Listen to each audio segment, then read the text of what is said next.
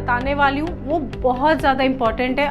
जैसे कि मैंने आपको स्टार्टिंग में आपके बिलीफ पैटर्न्स के बारे में बताया था, वैसे ही मैं आपको एक पावर के बारे में बताने वाली हूँ कि जिस पे जापान खड़ा हुआ है। आप सभी लोग जानते हो जापान एक बहुत ही ज़्यादा टेक्नोलॉजी में, हर चीज़ में जापान आगे है, राइट।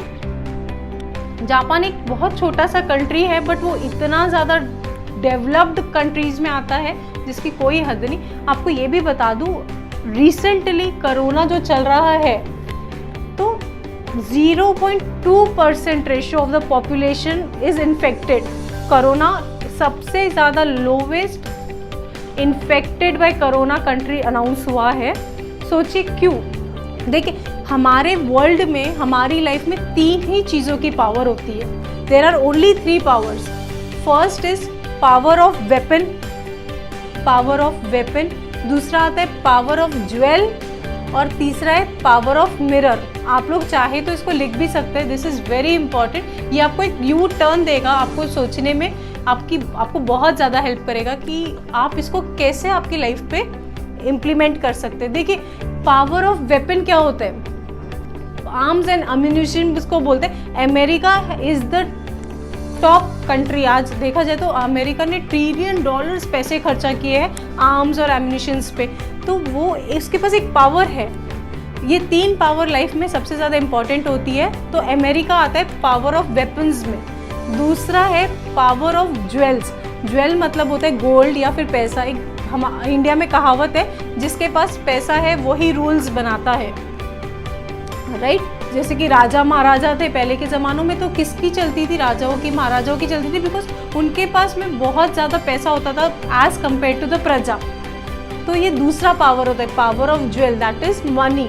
और तीसरा जो कि बहुत ज़्यादा इम्पॉर्टेंट है, जिसके ऊपर मैं बोलूँगी कि जापान खड़ा हुआ है, that is power of mirror. उसका मतलब होता है सेल्फ नॉलेज। जापान ने खुद को इतना डेवलप किया है, इतना ज़्यादा नॉलेज ग्रैब किया है कि आज ऐसी कोई भी प्रोडक्ट, इलेक्ट्रॉनिक्स में ले लो, टेक्नोलॉजीज़ में ले लो, किसी चीज़ में भी ले लो, जापान नंबर 1 पर है, just because knowledge. Warren Buffett पिछले उनके एक इंटरव्यूज़ में उन्होंने बताया था कि मैं जब भी कुछ नया सीखता हूँ तो मुझे ऐसा लगता है कि मैंने ये कुछ चीज़ नई सीखी है, मतलब ये कहीं तो मुझसे मिस हो गई थी। और हम लोग एक MBA की डिग्री लेकर घूमते हैं कि मुझे बहुत आता है, but I will tell you कि जितना ज़्यादा आप नॉलेज ग्रैब करते हो ना, उतना आपको समझता है कि there are lot many things to no.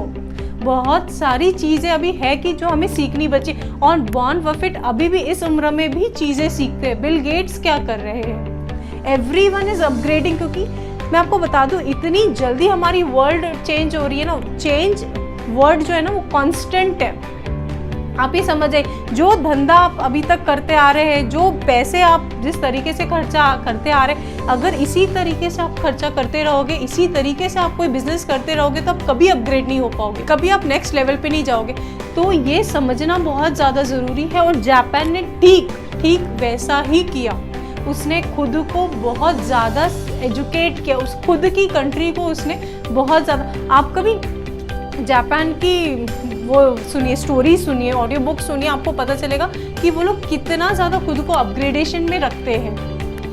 तो आपको क्या यूज़ करना है? अगर आपके पास पावर ऑफ वेपन नहीं है, अगर पावर ऑफ ज्वेल आपके पास नहीं है, तो आपको तीसरी चीज़ करनी है जो जापान ने किया, आपको खुद में जापान बनना है। आई रिमेंबर हमारा 2nd सेशन हुआ था, उसमें सर ने बोला था कि you have to become Japan within you.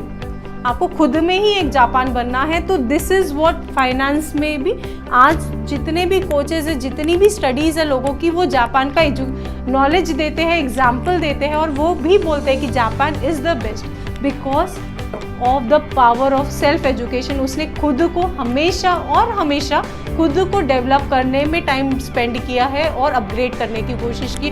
जितना ज़्यादा आप सीखोगे, जितनी ज़्यादा आप ओपन माइंडेडली चीज़ों को ग्रैब करोगे, उतनी ही ज़्यादा आप चीज़ों समझ पाओगे और नेक्स्ट लेवल पे जा पाओगे।